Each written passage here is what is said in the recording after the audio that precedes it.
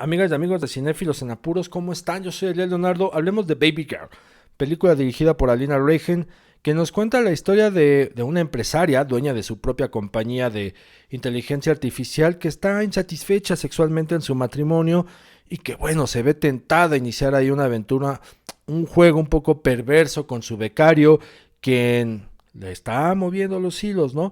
Y que, bueno, esa relación tarde o temprano le va a complicar las cosas a ella.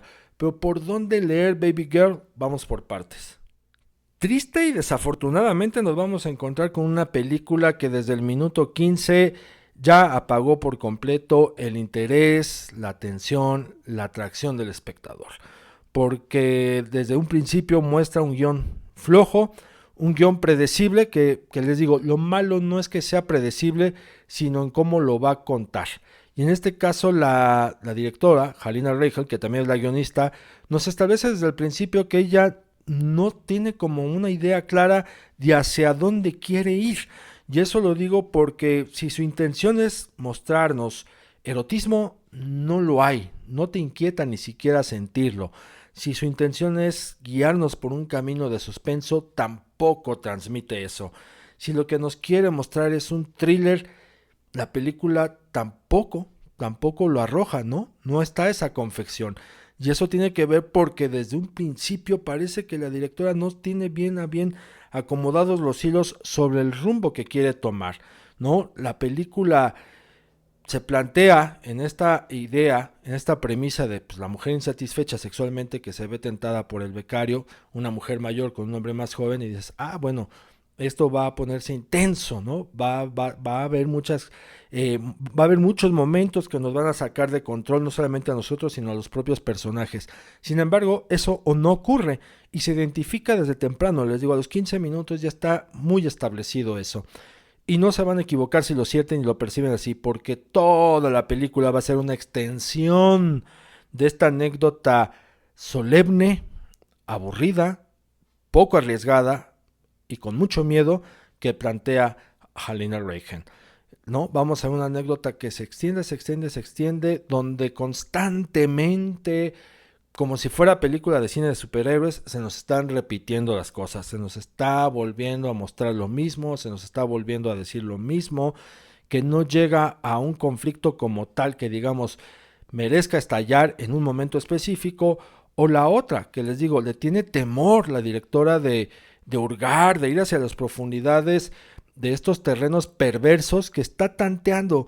La directora le tiene miedo a esa parte, ¿no? No quiere entrarle, pero lo sugiere o intenta sugerirlo, quisiera ir hacia allá, sin embargo, no lo logra, no lo consigue y tampoco se anima. Entonces también estamos viendo una película en ese sentido cobarde, y cuando podría no hacerlo, ¿no? Sin embargo, también se ajusta a estos tiempos que vivimos, donde no queremos cruzar los límites, ¿no? Y queremos seguir viendo algunas películas muy recatadas, muy mojigatas o muy limitadas con relación a temas como el que están planteando en esta película, ¿no? Que es el placer sexual. En este caso, partiendo de una mujer que es insatisfecha en su matrimonio y quisiera experimentar el goce sexual con otra persona y que esa persona le plantea como un juego también de roles, ¿no? Un juego de dominación, un juego de sometimiento que ella acepta.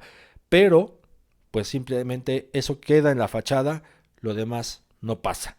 Y eso es muy decepcionante y les digo que queda establecido desde el principio. Y les digo que le tiene miedo la directora a este tipo de entrarle a las cosas como son, porque si ustedes vieron 9 semanas y media, La Secretaria, Crash, Extraños Placeres, Ojos Bien Cerrados, bueno, recordarán que eran películas que de alguna u otra manera iban directo y hurgaban, ¿no? Se introducían esas oscuridades de las perversiones o de los deseos por satisfacer el placer sexual. Y acá no.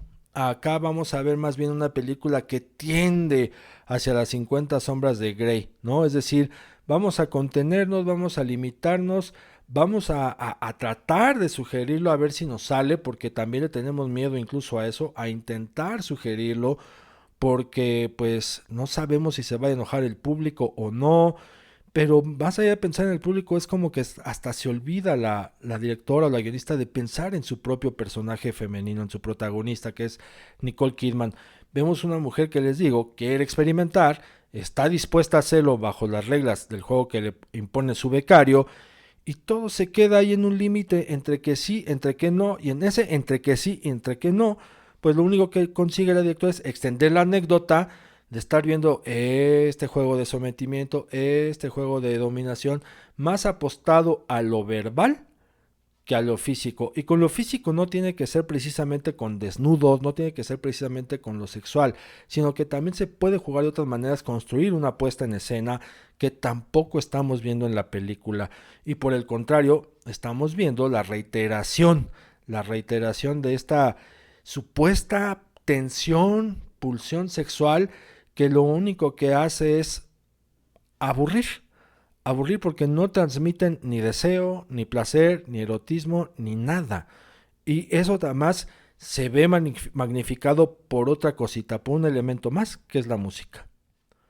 La música está tan mal elegida, tan mal empleada, que por ejemplo vamos a ver un montaje, una edición de muchas secuencias de los encuentros sexuales de estos dos, encuentros sexuales que pasan de largo, y que pasan, les digo, a velocidad de la luz, y eligen una canción que en lugar de hacer sentir al espectador que está viendo un thriller, que está viendo algo erótico, que está viendo suspenso, pues la canción prácticamente hace pensar que estamos viendo una comedia romántica.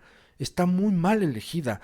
Y no solamente eso, sino que también se decidió editar o montar estas secuencias de los encuentros sexuales entre ellos a la velocidad de la luz, cuando bien pudieron utilizar o emplear esas escenas a lo largo de toda la película, porque es más atractivo ese pequeño montaje con una canción terrible que nos remite a una comedia romántica, que toda la película, que no es más que una prolongada repetición, porque constantemente se nos está reiterando de qué va esto, y constantemente estamos viendo a los dos personajes atrapados en ese bucle de que yo te quiero dominar, tú tienes que dejarte dominar, yo te quiero dominar, tú te tienes que dejar dominar, que no llegan a nada, y que les digo, además no se atreven a cruzar a nada, pues no tanto por ellos, porque simplemente el guión no los quiere aventar hacia allá. Y si eso no fuera suficiente, bueno, estamos viendo que se desperdicia mucho en este montaje rápido y acelerado que pudo emplearse a lo largo de toda la historia, como en la elección de la música. Les digo, porque además el score original tiene la pecata, o sea, de ser introducido en escenas que nada tiene que ver, ¿no?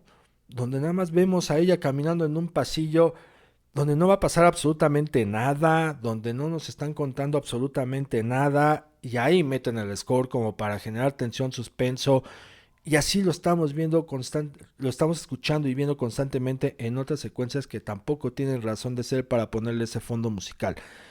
Entonces, les digo que eso se abona a lo mal guiada que está la historia de esta mujer que quiere satisfacerse sexualmente. Y tan mal está la cosa, o sea que esta idea de no tener bien definido a dónde se quiere llegar, pues se muestra también en las actuaciones. Harry Dickinson sí, es un hombre apuesto, muy guapo, muy atractivo, pero no pasa de ahí. Su personaje tampoco está como muy explotado, como que no lo quieren desarrollar más, y permea en el personaje de Nicole Kidman, que además, por si fuera poco, termina siendo castigada, ¿no? O sea, vemos este discurso de la mujer: tú tienes que pagar con los platos rotos, o pagar con las culpas, o sentirte mal por desear satisfacerte sexualmente, porque pues aquí la que está mal eres tú, ¿no? Dentro de un matrimonio con un personaje interpretado por Antonio Banderas, que tampoco se nos termina por definir bien a bien qué pasa en esa familia, etcétera. Entonces, la película desborda en un sinsentido de inicio a fin, y les digo que también se nota en estas actuaciones insípidas, muy limitadas, dentro de un universo que desde un principio le tiene miedo a entrarle a lo que le debería entrar, o a lo que por lo menos sugiere o quiere vender en